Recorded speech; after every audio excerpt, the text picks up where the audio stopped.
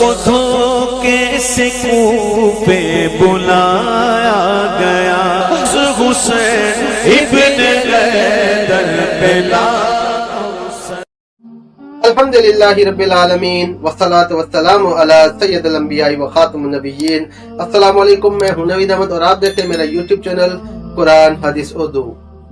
جامع ترمذی، سنن ابو داؤد اور سنن نسائی کی حدیث میں ہے، سیدنا بریدہ رضی اللہ تعالیٰ عنہ کا بیان ہے کہ رسول اللہ صلی اللہ علیہ وآلہ وسلم نے ہمیں خطبہ ارشاد فرما رہے تھے کہ اچانک سیدنا حسن اور سیدنا حسین علیہ السلام آ گئے۔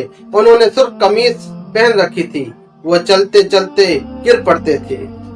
رسول اللہ صلی اللہ علیہ وآلہ وسلم منبر سے نیچے اترے، ان دونوں کو اٹھا لیا اور اپنے سامنے بٹھا لیا اور فرمایا، اللہ تعالیٰ نے سچ فرمایا، تمہارے اموال اور اولاد میں تمہارے لیے آزمائش ہے۔ میں نے جب ان بچوں کو چلتے اور گرتے ہوئے دیکھا تو میں صبر نہ کر سکا تھا کہ میں نے اپنا خطبہ کاٹ کر انہیں اٹھا لیا۔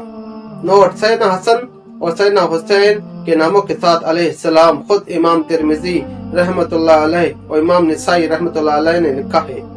اللہم صلی علی سیدنا و مولانا محمد وعلی آلہ وبارک وسلم۔ صلی اللہ علی محمد۔